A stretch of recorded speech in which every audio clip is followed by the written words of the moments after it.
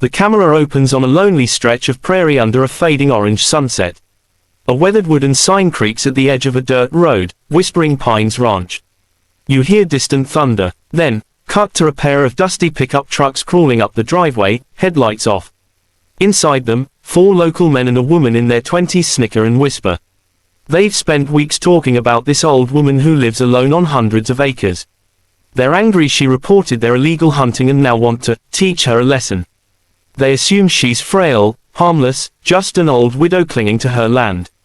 Their laughter, muffled by the night, becomes the story's first chilling beat. Inside the farmhouse sits Martha Hale, 70 years old, wiry but graceful, hair silver and pulled into a braid. She stares at the old photographs lining her mantel, pictures of her late husband, her daughter now living far away, and a group photo of uniformed soldiers. The middle one is her, 22 years old, wearing a Special Forces patch and holding a sniper rifle. But the strangers creeping up her driveway don't know any of this. They only see an elderly woman. Tonight, that underestimation will be their undoing. A faint crunch of gravel triggers Martha's instincts. She sets down her tea. Her dog, an old shepherd named Ranger, growls low. With no panic, only precision, she moves through her home, shutting off lights and quietly pulling up the floorboard beneath her hallway rug. From it she retrieves a case, long, black, and locked. She has not opened it in 10 years. Her hands tremble not from fear but memory as she punches the code. Inside lies her old rifle, meticulously oiled. I hoped I'd never need you again, she whispers. Outside, the bullies split up, 2 head for the barn, another for the back door, the last circles to cut the power. They think they're hunting an old woman. In reality, Martha has already slipped out the back and taken position behind a stack of hay bales in the barn's loft. Through the night vision scope, she sees each intruder's movement like chess pieces. She doesn't fire, she doesn't even breathe hard. Instead she disables them methodically, cutting tires with a single shot from her pistol, shooting out flashlights, triggering traps she'd built years earlier for coyotes. Panic spreads among the intruders as lights flicker, gates slam shut, and a distant voice, calm, commanding, echoes from a bullhorn. Leave my land while you still can. But they don't. They throw rocks at the windows and call her names, thinking bravado can defeat training. One manages to grab Ranger by the collar. That's the moment Martha's hands stop trembling. From 200 yards away, she fires a warning shot so clean the bullet severs the rope binding the dog without touching fur. The man drops Ranger and stumbles backward. Holy, she's shooting at us. He yells, but it's not fear in his voice now, it's recognition. Someone who can do that isn't a normal old lady. The first chapter closes with the bullies regrouping at the trucks, now immobilized with slashed tires, and realizing they're trapped on a ranch owned by someone far more dangerous than they imagined. Thunder finally breaks into rain. Martha's face is lit by a flash of lightning as she whispers to herself, I warned you.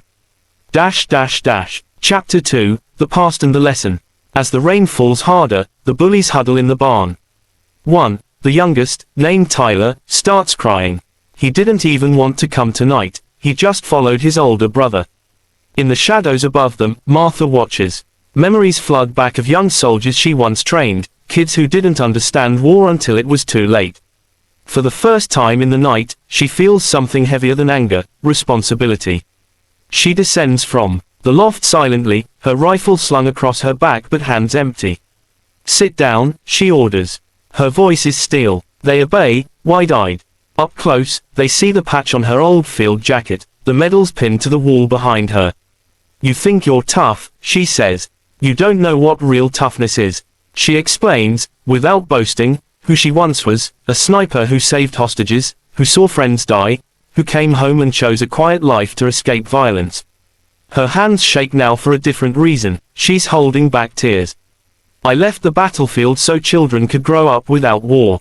And here you are bringing it to my home. One of the older bullies tries to speak but breaks down instead. The group begins to unravel, the adrenaline fading, replaced by shame. Martha gives them a choice. I can call the sheriff right now. Or you can fix what you've broken, return what you've stolen, and face me like men, not cowards in the dark. They exchange looks. Tyler nods first. One by one they agree. She orders them to pick up the debris, repair her barn door, and help her secure the livestock they scared. Under the relentless rain, the punishment is quiet but powerful. labor and reflection. As dawn breaks, the ranch looks almost whole again. The bullies stand soaked, exhausted, humbled. Martha hands them water and bread. "You're lucky I gave you mercy," she says. "Don't make me regret it." Before they leave, she speaks to Tyler directly. "You're still young. You don't have to follow fools. Choose better friends." The boy's eyes brim with tears.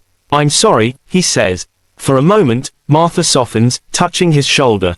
"Be better. That's how you honor people like me." The trucks limp away down the dirt road. Martha watches them go, Ranger leaning against her leg.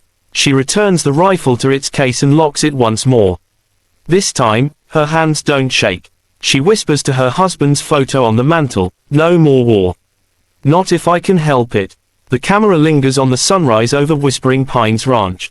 In the background, Martha starts tending her garden, her posture upright, her spirit unbroken. The final voiceover, steady, resonant, delivers the story's message: strength isn't about revenge. It's about knowing when to fight and when to teach. This structure gives you immediate hook, a nighttime raid, suspenseful visuals. Relatable heroine, an elderly woman with a hidden past.